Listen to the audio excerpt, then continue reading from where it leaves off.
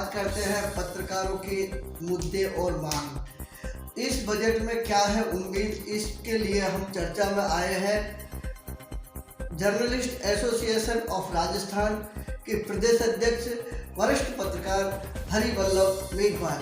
हम बात करेंगे पत्रकारों के सुलगते हुए सवाल और सरकार का क्या है निराकरण इस मुद्दों को लेकर, और वरिष्ठ पत्रकारों के हितों को क्या उम्मीद करते हैं, तो इस विषय पर चर्चा करेंगे।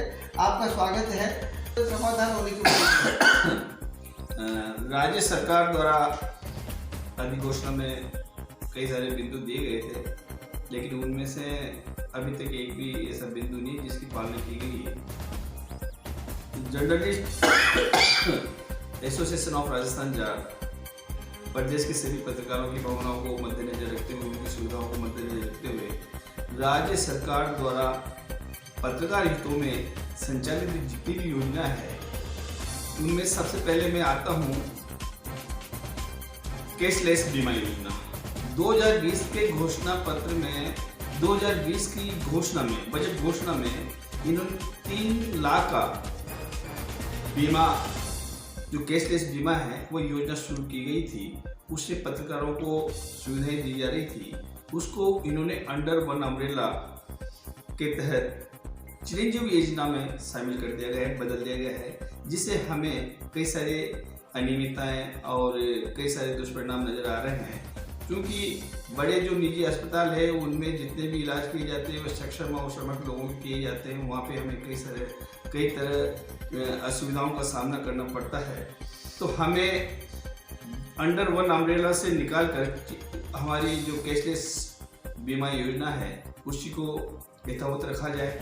जैसा आप बता रहे हो कि अस्पतालों में जो समस्याएं आएंगी, और चिरंजीवी योजना एक आम जनता के लिए पत्रकारों का एक स्पेशल कोटा है, तो इसमें डिफरेंट आप किस तरह से रखना चाहते हैं?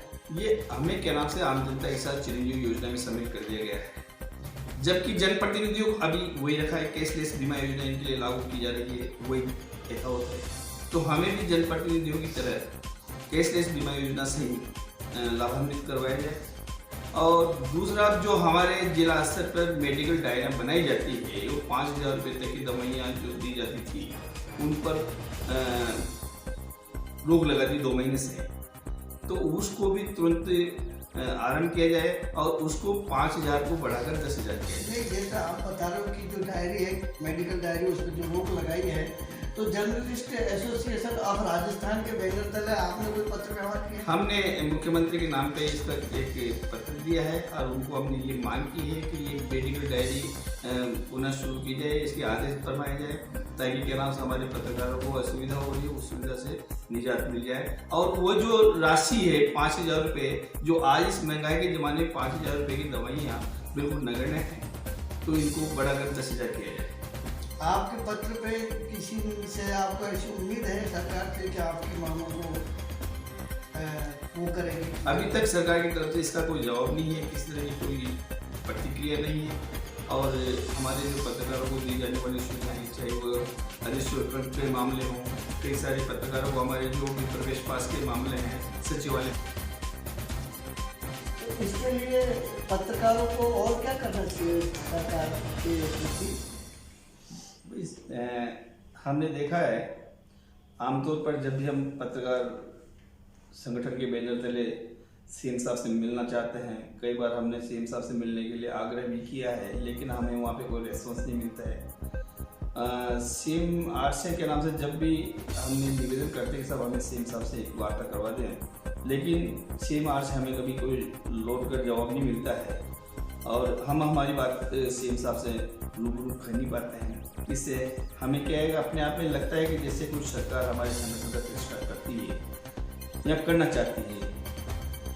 मतलब सरकार की मंशा क्या है, या हमारे संगठन को कमजोर करके या संगठन को समाप्त करना चाहती है, या फिर पत्रकारों का तिरस्कार करना चाहती है। पत्रकारों की सुविधाओं का मामला आता है तो सरकार बिल्कुल अनदेखा कर देती है। इन चीज़ों को लेके हमें अच्छा नहीं महसूस हो रहा है। हम चाहते हैं कि पत्रकार संगठन है वो किसी भी तरह का आंदोलन करें और सरकार से मांग करें। राज्य स्तर पर के नाम जो भी बातें हैं, हमारे दूरदराज ग्रामीण क्षेत्र के पत्रकारों की जो सुविधाओं का मामला है वो सरकार माने। अभी आप लोग भी बेरोजगार पत्रकारों के समस्याओं को लेकर भी सरकार से बातचीत करने के लिए गए थे, तो उस पर क्या लग रहा है आपको? अभी APRO भर्ती के लेकर हम सीएम साहब से मिलने के लिए गए थे, लेकिन वहाँ वो साहब से मिलकर हमें वापस भेज दिए। उन्होंने हमारी अभी तक जो हमारा ज्ञापन था उस पर किसी प्रकार का चिंतन नहीं किया, किसी प्रकार की उस पर ध्यान नहीं दिया है। और क्षेत्र पद जो किए जा रहे हैं निश्चित रूप से मनमानी करना है और ऊंट के मुंह में जीरा है। जहाँ पर राजस्थान में लगभग 2853 पद होने चाहिए, उनके स्तर पर क्षेत्र पदों से काम चलाना चाहते हैं।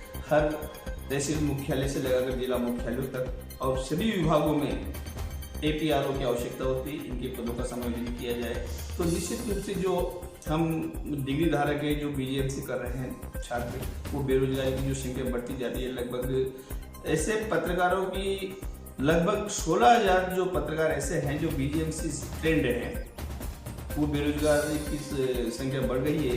और इनके समायोजन के लिए सरकार को चाहिए कि इन पदों को बढ़ाकर 2853 करें। हमने इसके लिए पूरा ब्यौरा दिया है, कहा किस तरह से के नाम से किन किन पदों को क्रिएट किया जा सकता है, इनका सृजन किया जा सकता है और सरकार इस बजट में पेश करे तो बहुत अच्छा होगा। फिर होगी मुलाकात किसी दूसरी शख्सियत के साथ, तब तक के लिए बने रहिए हमारे साथ। नमस्कार।